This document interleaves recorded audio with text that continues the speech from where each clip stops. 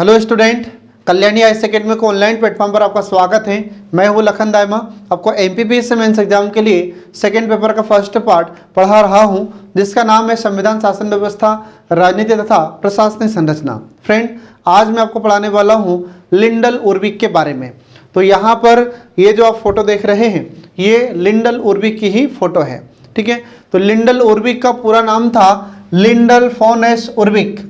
ठीक है फ्रेंड, ये इनका पूरा नाम होता है। तो लिंडल फोनेस उर्विक ये लोक प्रशासन के शास्त्रीय विचारधारा के समर्थक थे। ठीक है फ्रेंड, तो इसको शुरू करते देखिए लिंडल फोनेस उर्विक के बारे में। तो पहले इनका सामान्य जीवन परिचय मैं आपको बताऊंगा, उसके बाद इनके द्वारा जो लोक प्रशासन के क्षेत्र में सिद्धांत दिए गए हैं उनके बारे में मैं आपको पढ़ाऊंगा। तो चलिए इसको शुरू करते हैं लिंडल फोनेस उर्विक को। तो इनका जन्म कहाँ हुआ था, तो आपको याद रखना है इनका जन्म 1891 ईस्वी में हुआ था। और कहाँ हुआ था, तो यह भी आपको याद रखना होगा कि मेलबोर्न इंग्लैंड, तो वहाँ पर इनका जन्म हुआ था। याद रखिएगा, एक मेलबोर्न होता है, तो मेलबोर्न कहाँ पर आता है, ऑस्ट्रेलिया में। ठीक है फ्रेंड, लेकिन ये इंग्लैंड का स्थान है जिसका नाम है मेलबोर्न, तो यहाँ पर इनका जन्म हुआ था। इसके बाद इनकी शिक्षा कहाँ पर होती है, मतलब इन्होंने शिक्षा कहाँ से प्राप्त की थी, तो देखिए इनकी शिक्षा के बारे में। तो इनकी प्रारंभिक एवं माध्यमिक शिक्षा रैप्टन स्कूल तथा न्यूयॉर्क कॉलेज में हुई थी, ये आपको ध्यान रखना होगा। इसके बाद फिर सन 1913 ईस्वी में ऑक्सफोर्ड विश्वविद्यालय से आधुनिक इतिहास में इन्होंने स्नातक की उपाधि प्राप्त की थी। उसके बाद ये राष्ट्रीय सुरक्षा से संबंध एक अभिकरण में कार्य करने लगे थे। तो आपको याद रखना होगा कि जब इन्होंने इतिहास में उपाधि स्नातक की उपाधि धारण कर ली थी, तो इसके पश्चात इन्होंने कहाँ पर कार्य किया था, तो इन्होंने राष्ट्रीय सुरक्षा से संबंधित एक अभिकरण में कार्य किया था। फिर इसके बाद में जब प्रथम विश्व युद्ध हुआ था, तो प्रथम विश्व युद्ध के दौरान ये उर्विक सेना में, याद रखिएगा, तो जो लिंडल फोनेस उर्विक थे ये ब्रिटिश सेना में लेफ्टिनेंट कर्नल भी रह चुके थे, ये आपको ध्यान रखना है। ठीक है, तो जब प्रथम विश्व युद्ध हुआ था तो इन्होंने ब्रिटिश सेना में लेफ्टिनेंट कर्नल के रूप में भी कार्य किया था। फिर इसके बाद में आगे बढ़ते हैं, तो देखिए इसमें सेना की नौकरी के दौरान ही लिंडल फोनेस उर्विक का झुकाव प्रबंध विज्ञान की ओर बढ़ने लगा था। और 1922 ईस्वी में उर्विक ने सेना की नौकरी छोड़ दी और इसके बाद फिर रॉन्ट्री एंड कंपनी लिमिटेड नामक निजी संगठन में ऑर्गेनाइजिंग सेक्रेटरी का पद इन्हें प्राप्त होता है। और इस कंपनी में 6 वर्ष तक सेवाएं देने के पश्चात उर्विक स्विट्जरलैंड आ जाते हैं। फिर इसके बाद में यहाँ उन्होंने इंटरनेशनल मैनेजमेंट इंस्टीट्यूट जेनेवा में निदेशक का पद संभाला था। और उन्होंने सन 1933 तक इस संस्थान में कार्य करने के बाद उर्विक वापस ब्रिटेन आ जाते हैं। फिर इसके बाद में 1934 ईस्वी में उर्विक ने लंदन में उर्विक और एंड पार्टनर्स लिमिटेड नामक कंपनी की स्थापना की और ये इसके अध्यक्ष भी रहे थे। इसके बाद फिर इस कंपनी के वे सन 1936 तक अध्यक्ष के पद पर बने रहे थे। तो ये आपको इनमें ध्यान रखना फ्रेंड। इसके बाद फिर आगे देखिए,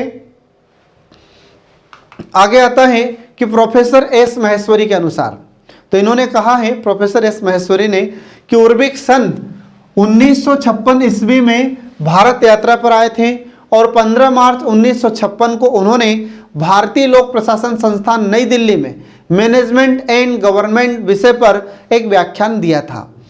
ठीक है फ्रेंड, ये आपको ध्यान रखना है, ये इनका विशेष योगदान रहा है लोक प्रशासन के क्षेत्र में। इसके बाद अंत में देखिए इनकी मृत्यु, तो इनकी मृत्यु कब होती है, तो 1983 ईस्वी में इनकी मृत्यु सिडनी ऑस्ट्रेलिया में हो जाती है। तो ये आपको ध्यान रखना होगा फ्रेंड। ये इनका सामान्य जीवन परिचय हमने आपको दिया।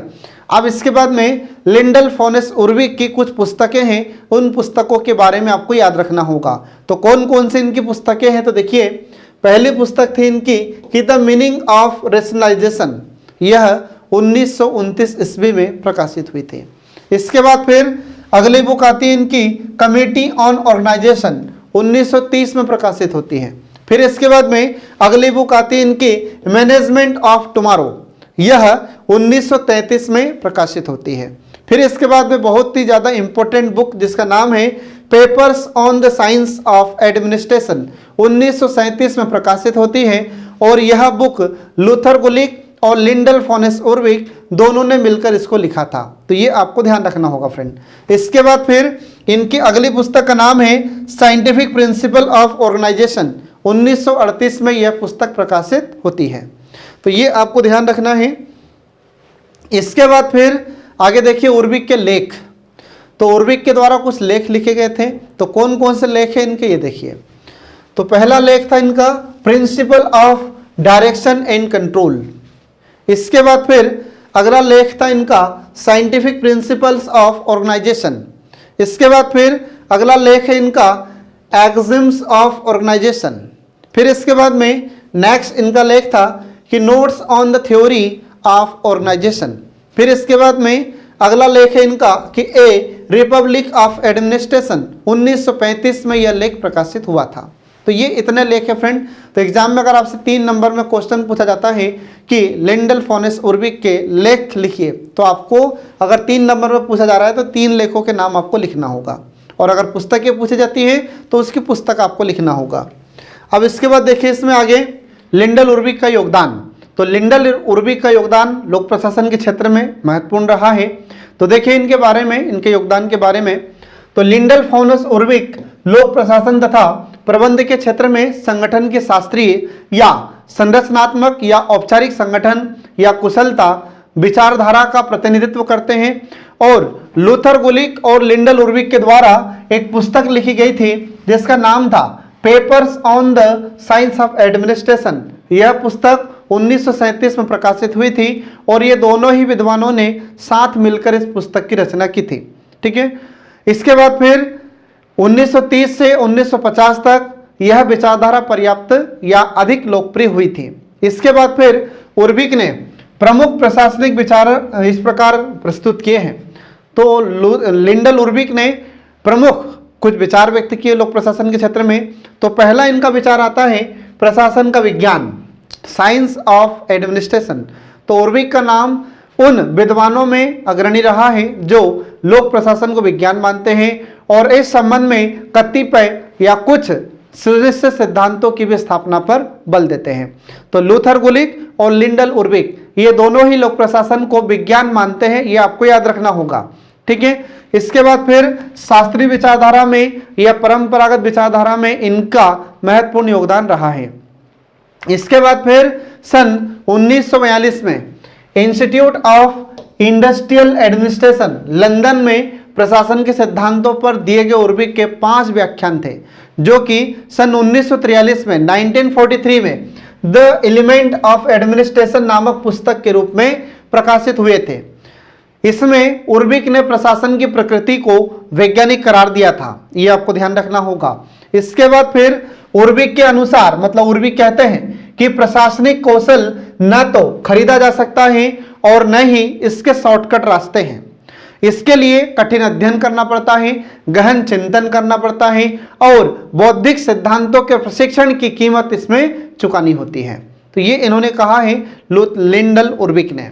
इसके बाद फिर लोक प्रशासन को विज्ञान की भांति देखते हुए लिंडल उर्विक यह तर्क देते हैं कि जिस प्रकार किसी पुल, किसी ब्रिज या किसी सेतु के निर्माण के लिए अभियांत्रिकी के कुछ नियम होते हैं, ठीक उसी प्रकार संगठन को चलाने के लिए भी कुछ निश्चित सिद्धांत होते हैं और उनका पालन हमें करना पड़ता है।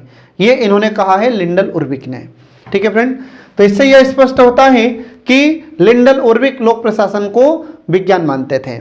इसके बाद फिर अगला आता है कि इन संगठनात्मक सिद्धांतों को सभी परंपरागत, व्यक्तिगत तथा राजनीतिक तथ्यों की प्राथमिकता की दृष्टि से ध्यान में रखना आवश्यक है, अन्यथा उस संगठन के लक्ष्यों या व्यक्तियों के परिश्रम का उचित फल प्राप्त नहीं हो पाएगा।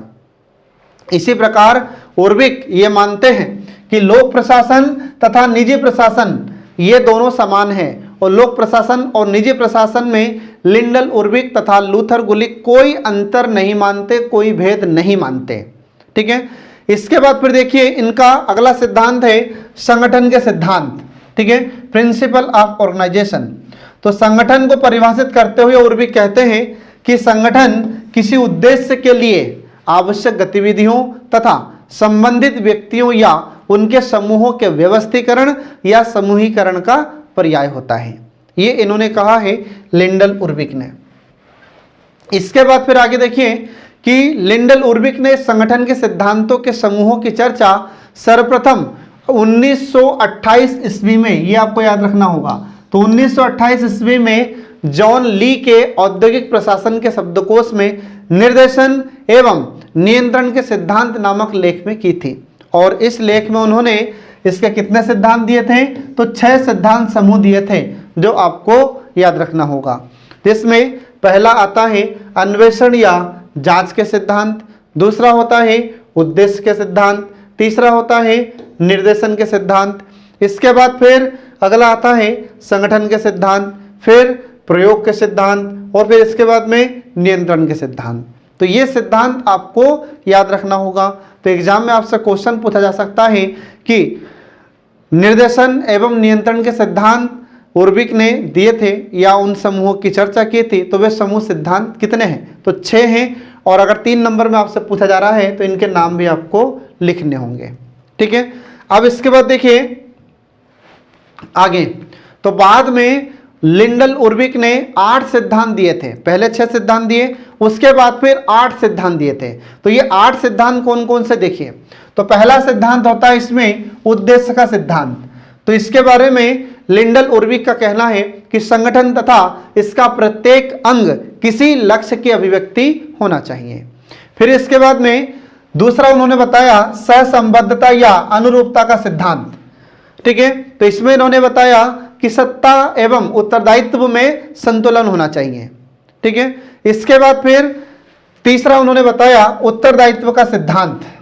तो इसमें इन्होंने कहा कि अधीनस्थों से कार्य लेने का दायित्व उच्चाधिकारी का होना चाहिए।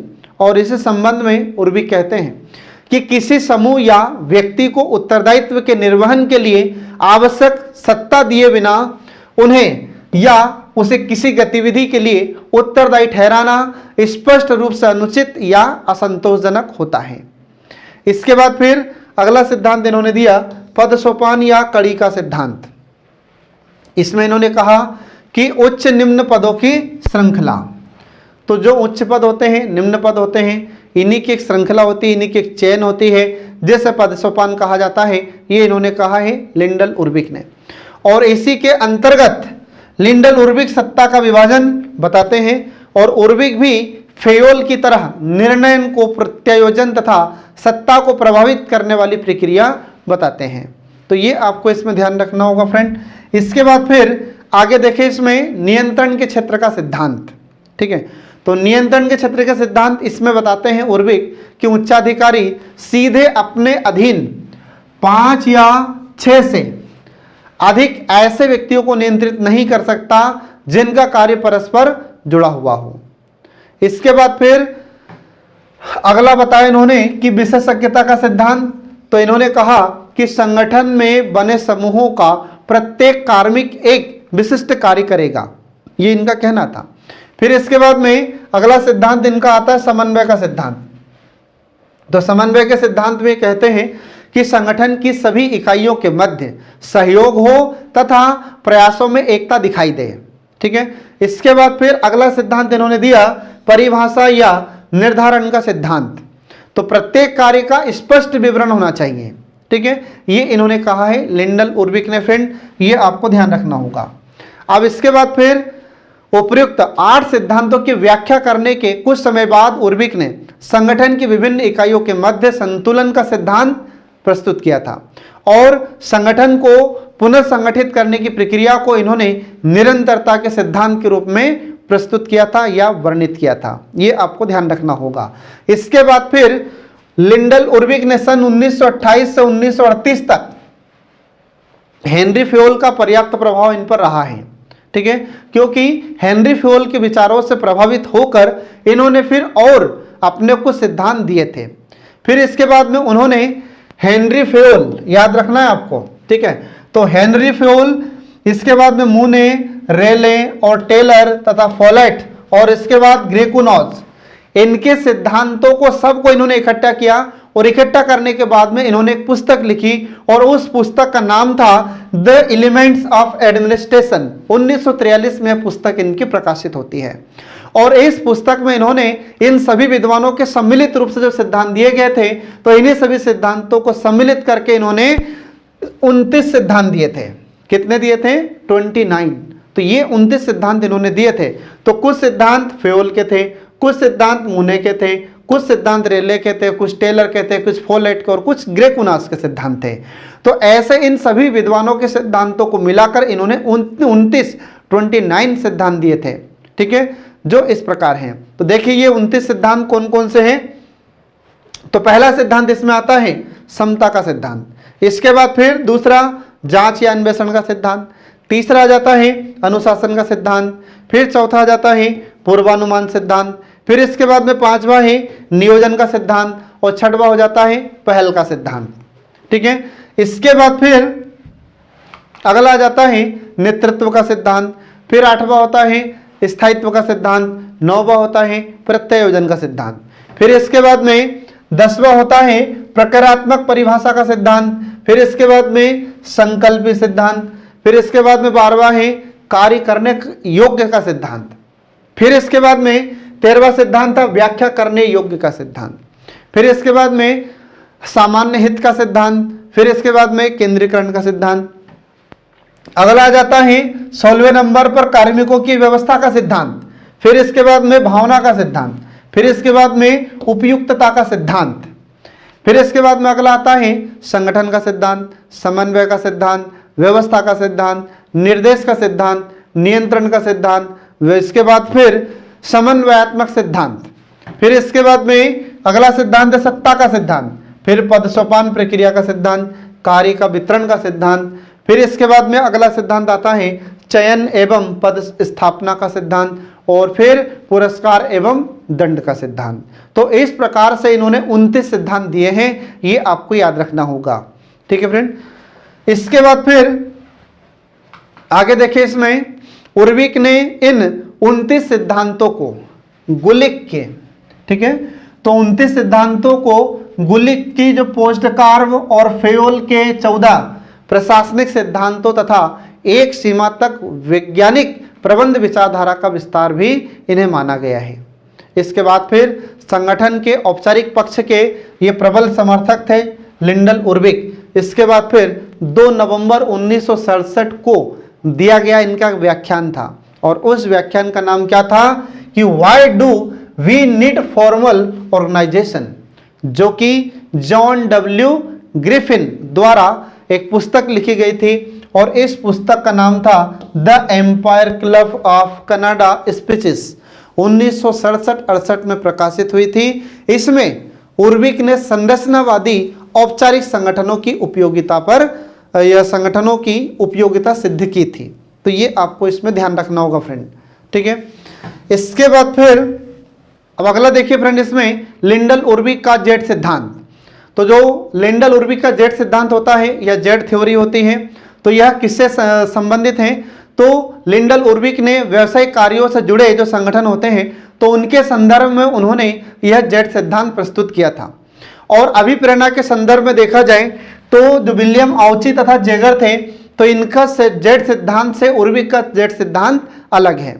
फिर इसके बाद में उर्विक का जेड सिद्धांत इस मान्यता पर आधारित है कि प्रबंध अपने आर्थिक उद्देश्यों की प्राप्ति के लिए मानवीय एवं भौतिक संसाधनों का उपयोग करता है। ठीक है, और विद्वानों का यह मानना है कि उर्विक को आर्थिक उद्देश्य संबंधी इसी विचारधारा पर मैग्रेगर की XY विचारधारा विकसित हुई है। तो ये आपको ध्यान रखना होगा। इसके बाद फिर लिंडल उर्विक ने अपने जेड सिद्धांत की विचारधारा में यह स्पष्ट किया कि किसी भी संगठन में प्रबंध का प्राथमिक उद्देश्य यह होना चाहिए कि वह उपभोक्ताओं को उनके द्वारा चाही गई वस्तु या सेवा उस कीमत पर दे जिस कीमत पर उपभोक्ता स्वेच्छा से दे सकते हैं। ये इन्होंने कहा था जेड थ्योरी के बारे में। किसने? लिंडल उर्विक ने। तो 3 नंबर में आपसे क्वेश्चन पूछा जा सकता है कि लिंडल उर्विक की जेड थ्योरी किससे संबंधित है? तो ये व्यावसायिक कार्यों से जुड़े हुए जो संगठन होते हैं उनसे जुड़ा हुआ ये सिद्धांत होता है। ठीक है, इसके बाद फिर आगे देखिए, इसमें इसी क्रम में प्रबंध उत्पादन तथा वितरण का कार्य भी करता है और यह प्रयास करता है कि इस प्राथमिक उद्देश्य की प्राप्ति हो जाए। इसी कारण से फिर उर्विक यह लिखते हैं कि मुद्दा यह है कि आज व्यक्ति एक उपभोक्ता के रूप में उत्पादक एवं वितरणकर्ता मनुष्य से दूर हो गया है और इसका मुख्य कारण यह है कि उपभोक्ता तथा उत्पादक एवं वितरक के मध्य अस्पष्ट संचार का होना। तो उत्पादक और जो उपभोक्ता है उसके बीच में गैप हो गया है, ठीक है, जिसके कारण संचार ठीक तरीके से नहीं हो पाता है। ये इन्होंने बताया था लिंडल उर्विक ने। इसके बाद फिर अगला आ जाता है उर्विक के अन्य विचार। तो लिंडल उर्विक के अन्य विचार में देखिए, तो लिंडल फाउनस उर्विक के द्वारा औद्योगिक प्रबंध एवं प्रशासन के विभिन्न पक्षों पर भी लेखन का कार्य किया गया है और यहाँ उनके कुछ विचारों का वर्णन इस प्रकार है। तो पहला विचार देखिए इनका, उर्विक ने नियंत्रण के क्षेत्र के संबंध में यह मत प्रस्तुत किया था कि जो उच्च स्तर होता है, तो उच्च स्तर पर जहाँ कार्य कठिन होते हैं, उलझे हुए होते हैं, तो वहीं वह 5 से 6 व्यक्तियों का नियंत्रण कर सकता है और निम्न स्तर पर कार्य सरल तथा दैनंदिनी या डेली रूटीन की प्रकृति के होते हैं, जो थोड़े सरल होते हैं, ठीक है। तो ऐसे स्तर पर 8 से 12 व्यक्तियों का नियंत्रण किया जा सकता है, ये आपको ध्यान रखना होगा। और गुलिक तथा उर्विक ने V.A. ग्रेकुनाज के नियंत्रण के क्षेत्र में संबंधित फार्मूले का भी विश्लेषण किया था। तो जब ग्रेकुनेस का टॉपिक आएगा तो मैं उसमें आपको इसका फार्मूला बताऊंगा, ठीक है। अब इसके बाद फिर अगला देखिए, इसमें उर्विक ने अपनी रचना जिसका नाम था कमिटीज ऑन ऑर्गेनाइजेशन, यह 1930 में प्रकाशित होती है और इसमें संगठनात्मक स्तर पर बनने वाली समितियों की रचना, कार्यप्रणाली और इनके मध्य संचार तथा इनकी जो उपादेयता होती है या इनकी उपयोगिता होती है, तो इस पर भी पर्याप्त इन्होंने प्रकाश डाला है या उनका वर्णन किया है। और उर्विक का यह स्पष्ट मानना था कि संगठन में गठित की जाने वाली समितियां और जो गैर जिम्मेदाराना व्यवहार होते हैं, तो गैर जिम्मेदाराना व्यवहार को प्रोत्साहित करती है समितियां, क्योंकि समितियों में सभी की जिम्मेदारी होती है और जो सभी की जिम्मेदारी होती वह किसी की जिम्मेदारी नहीं होती है, ये उर्विक ने कहा था, ठीक है। तो सभी की जिम्मेदारी किसी की जिम्मेदारी नहीं, यह नामक सिद्धांत अभिभावी रहता है, यह प्रभावी रहा था। फिर इसके बाद में उनके अनुसार, मतलब लिंडल उर्विक के अनुसार, समितियों की स्थापना गलतियों को छिपाने तथा उत्तरदायित्व से बचने के लिए की जाती है, ये इन्होंने कहा था लिंडल उर्विक ने समितियों के बारे में। फिर इसके बाद में उर्विक ने कहा था कि ये समितियां ऐसे निगम की तरह होती हैं जिसमें न तो श्राप देने के लिए कोई आत्मा होती है और न ही लात मारने के लिए शरीर होता है, ये इन्होंने कहा था समितियों के बारे में फ्रेंड, जो आपको याद रखना होगा। इसके बाद फिर आगे देखिए, अगला विचार है इनका कि the making of scientific management 1945 से 1948 तक में उर्विक ने सामाजिक संबंध पर प्रौद्योगिकी के प्रभावों का अवलोकन प्रस्तुत किया था। और उर्विक कहते हैं कि पाश्चात्य सभ्यता, मतलब जो पश्चिमी सभ्यता होती है, तो पश्चिमी सभ्यता एक स्थापित सभ्यता के बजाय अनुकूलन योग की सभ्यता बन गई है। लेकिन सबसे बड़ा परिवर्तन प्रौद्योगिकी तरीकों में आया है और दुखद पक्ष यह है, मतलब दुख की बात यह है कि वर्तमान प्रशासन या वर्तमान प्रबंध ही प्रगति की राह में सबसे बड़ी बाधा बना हुआ है। और इसी पुस्तक में लिंडल उर्विक ने अमेरिकी प्रशासनिक व्यवस्था एवं विकास की आलोचना की थी। इसके बाद फिर उर्विक ने प्रबंध ज्ञान पिरामिड के बारे में भी अपने विचार प्रस्तुत किए हैं। तो इसमें उन्होंने कहा कि कलात्मक, मानवीय तथा अभियांत्रिकी पक्षों पर इन्होंने प्रकाश डाला है और बताया है कि इसमें इसके मुख्य रूप से 4 पक्ष होते हैं।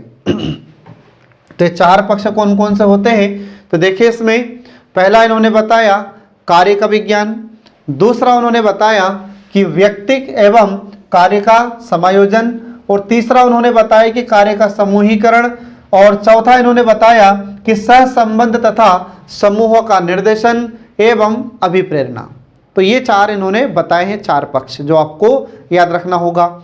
इसके बाद फिर अगला इन्होंने बताया अन्य विचार में प्रशासनिक प्रबंध सिद्धांत, ठीक है, एडमिनिस्ट्रेटिव मैनेजमेंट थ्योरी। तो उर्विक कहते हैं कि इस सिद्धांत में प्रशासन तथा प्रबंध को एकीकृत करते हुए चार तत्वों, तो वे चार तत्व कौन कौन से हैं? तो पहला तत्व इन्होंने बताया कि विवेकशीलता या तार्किकता, दूसरा उन्होंने बताया कार्यकुशलता, तीसरा उन्होंने बताया कार्य विशिष्टीकरण, इसके बाद फिर चौथा उन्होंने बताया औपचारिक संबंध। तो इसको इन्होंने, इन चारों को इन्होंने शामिल किया है किसमें? प्रशासनिक प्रबंध सिद्धांत में, जो आपको याद रखना है। और यह सिद्धांत तथा इसके तत्व संगठन के उच्च स्तरों पर जो कार्यपालक होते हैं, तो कार्यपालक अधिकारियों के कार्य एवं व्यवहार से संबंधित होते हैं, ठीक है फ्रेंड। और इसी क्रम में लिंडल उर्विक ने नेतृत्व के लिए स्वास्थ्य तथा शारीरिक क्षमता, समझदारी एवं मानसिक शक्ति, नैतिकता, समानता तथा प्रबंध की योग्यताओं को उन्होंने आवश्यक बताया है, ठीक है फ्रेंड। तो ये आपको ध्यान रखना है। अब इसके बाद देखिए इनके सिद्धांत का अगला आता है पॉइंट, तो अगला आता है कि संगठन में सूत्र एवं स्टाफ अवधारणा को अपनाने के क्रम में उर्विक ने स्पष्टता से विस्तार पूर्वक लिखा है कि यह अवधारणा हमने सैन्य प्रशासन से ली है, जबकि इसे व्यवसाय प्रशासन एवं लोक प्रशासन में ज्यों का त्यों अपनाना कठिन होता है। सैन्य प्रशासन में सूत्र एवं स्टाफ की अवधारणा कम से कम चार स्थितियों, तो चार स्थितियों उदाहरण के लिए जैसे सूत्र, व्यक्तिगत स्टाफ, विशेष स्टाफ, सामान्य स्टाफ को स्पष्ट करती है और इसी के अनुरूप इन्हें कार्य तथा सत्ता एवं उत्तरदायित्व दिए जाते हैं। इसी के साथ फिर इनका अगला विचार है कि उर्विक ने अपनी प्रथम पुस्तक जिसका नाम था द मीनिंग ऑफ रेशनलाइजेशन 1929 में प्रकाशित होती है और उस दौर में लोकप्रिय हो रही थी। तो लोकप्रिय हो रही वैज्ञानिक प्रबंध की अमेरिकी विचारधारा तथा इस संबंध में ब्रिटेन द्वारा अपनाई गई सावधानियों का वर्णन भी इन्होंने इसी पुस्तक में किया है। तो याद रखना फ्रेंड, आपसे एग्जाम में क्वेश्चन पूछा जा सकता है कि द मीनिंग ऑफ रेशनलाइजेशन, इसमें उर्विक ने किसका वर्णन किया था, ठीक है। तो जो वैज्ञानिक प्रबंध की जो अमेरिकी अवधारणा थी, तो ये उस समय प्रसिद्ध हो रही थी या लोकप्रिय हो रही थी और इसके बाद में ब्रिटेन के द्वारा इस विधि को या इस विचारधारा को अपनाया गया था। इसका वर्णन इसमें उन्होंने किया था लिंडल उर्विक ने। तो ये आपको इसमें ध्यान रखना होगा। अब इसके बाद फिर इनके सिद्धांतों की आलोचना, तो लिंडल उर्विक ने जो सिद्धांत दिए हैं उनके सिद्धांतों की कुछ आलोचनाएं भी हैं। तो इसमें देखिए इनकी आलोचनाओं में हर्बर्ट साइमन को अग्रणी माना गया है और इनके द्वारा की गई आलोचनाएं इस प्रकार हैं। तो आलोचना में देखिए साइमन के अनुसार, ठीक है, तो यांत्रिक दृष्टिकोण के कुछ मान्य सिद्धांतों विशेषकर कार्य विभाजन, आदेश की एकता, पद सोपान का सिद्धांत, इसके बाद नियंत्रण के क्षेत्र का सिद्धांत के संबंध में परस्पर विरोधी बातें विद्यमान होती हैं और साइमन ने प्रशासनिक सिद्धांतों को कहावतें, लोकोक्तियां या मुहावरे कहकर इनकी हंसी उड़ाई थी, या इन्हें कहावतें, मुहावरे या लोकोक्तियां कहा है। फिर इसके बाद में उर्विक के सिद्धांतों को आदर्शात्मक बताया जाता है क्योंकि इनमें क्या होना चाहिए पर बल दिया गया है, क्या है इस पर कोई सिद्धांत या इन पर इन्होंने जोर नहीं दिया, क्या है इस पर जोर नहीं दिया है, क्या होना चाहिए इस पर इन्होंने बल दिया है। तो इसलिए यह सिद्धांत व्यवहारवाद के बिल्कुल अपोजिट होता है, व्यवहारवाद के विपरीत होता है। ये आपको इसमें ध्यान रखना फ्रेंड। इसके बाद फिर अगला इसमें आता है आलोचना का पॉइंट कि संगठन के परंपरागत सिद्धांतों की यह कहकर भी आलोचना की जाती है कि इनमें संरचना पर अधिक बल दिया जाता है और संगठन को बंद इकाई माना गया है और आर्थिक प्रोत्साहन पर अधिक जोर दिया गया है तथा व्यक्ति को मशीन की तरह माना गया है, जो कि यह अवधारणा बिल्कुल भी ठीक नहीं है।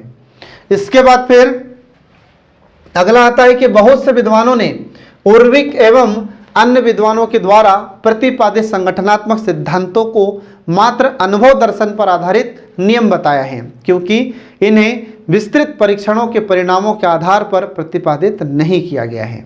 ठीक है फ्रेंड, तो ये आपको ध्यान रखना है, ये इनके सिद्धांतों की इन आधारों पर आलोचना की जाती है। फिर इसके बाद में अंत में इसका निष्कर्ष देखिए। तो निष्कर्ष आपको जो 11 नंबर के क्वेश्चन होते हैं उसमें जब आप उत्तर लिखें तो उसमें निष्कर्ष आपको लिखना चाहिए। 5 नंबर के जो क्वेश्चन पूछे जाते हैं उनमें उनके उत्तर में आपको निष्कर्ष नहीं लिखना है। इसके बाद फिर तमाम आलोचनाओं के बाद निष्कर्ष देखिए, निष्कर्ष क्या होता है। तो निष्कर्ष आपको ध्यान रखना है कि 1/3 निष्कर्ष होना चाहिए, मतलब जो उत्तर आपने लिखा है तो उसका 1/3 से ज़्यादा निष्कर्ष नहीं होना चाहिए। तो देखिए इनका निष्कर्ष क्या है।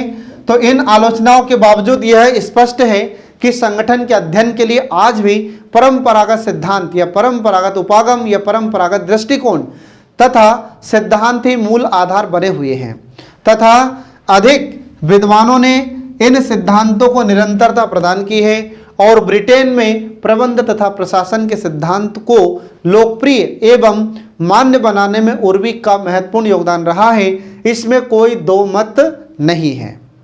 ठीक है फ्रेंड, तो ये आपको ध्यान रखना है। अब इसमें आपसे 3 नंबर के क्वेश्चन भी पूछे जा सकते हैं, 5 नंबर के क्वेश्चन पूछे जा सकते हैं, 11 नंबर के क्वेश्चन भी पूछा जा सकता है। तो जैसा क्वेश्चन पूछें वैसा आपको आंसर लिखना होगा। ठीक है फ्रेंड, तो इसी के साथ आज का हमारा सेशन समाप्त होता है। नेक्स्ट वीडियो आपके लिए लेकर शीघ्र ही प्रस्तुत होंगे। तब तक के लिए पढ़ते रहिए, देखते रहिए कल्याणी आईएएस एकेडमी के सभी वीडियोस जो आपको एमपीपीएससी मेंस एग्जाम में सफलता दिलाने में महत्वपूर्ण भूमिका निभाते हैं। Thanks for watching.